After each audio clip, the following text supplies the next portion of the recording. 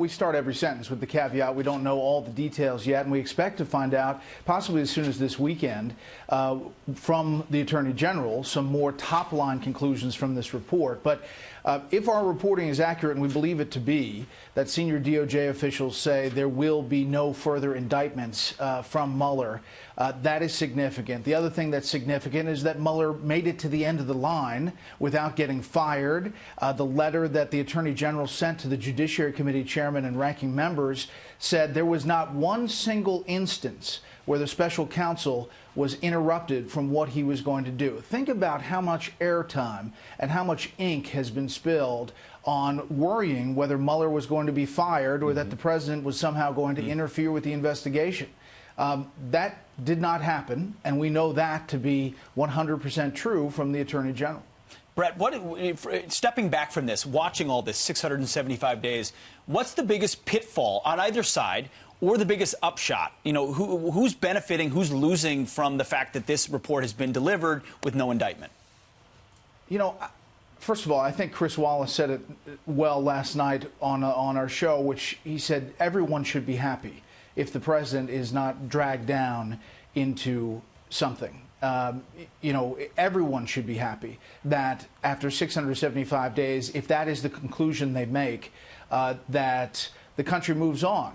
I do think that there is going to be a lot of looking back and who said what when, and if there's not evidence that they're moving forward with anything in regards to any connection to Russia, there has been a lot said by all kinds of people, not only media folks, but lawmakers, that will be looked into. And you know, you're right to say that Democrats say now that, you know, Mueller was never the main attraction, that the main thing was the Southern District of New York. And it is quite stark to hear after all these years, all these days. As you say, Bret, there are people in the media who may have a reckoning. There are people in the Democratic Party who may have a reckoning. And then there are folks at the FBI and the Justice Department and how they behaved. Here's Devin Nunes, and we want you to react.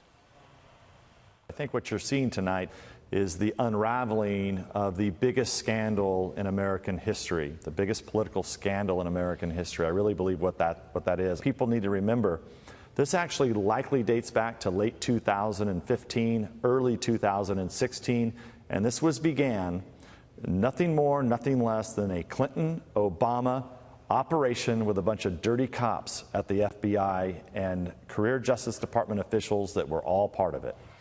So, Bret, as you suggested a moment ago, you know, time to move on in some ways. On the other hand, people want some accountability of how we got here. Yeah, and that will be the big question, Ed, whether at the end of this, if, as we believe, they're not moving forward after this report, whether that part of it really gets investigated. We know that Lindsey Graham, the head of the Judiciary Committee now in the Senate, has pledged to do that, but we just don't know how far it's going to go inside the DOJ under the Attorney General. I do think we should also point out that if Mueller comes out with a clean bill of health, if you will, for the president, and this report is, as we suspect, that there isn't there as far as connection to the president, you know, the other way is worth looking at, too, for the folks that called Mueller, you know, compromised and a dirty cop and everything.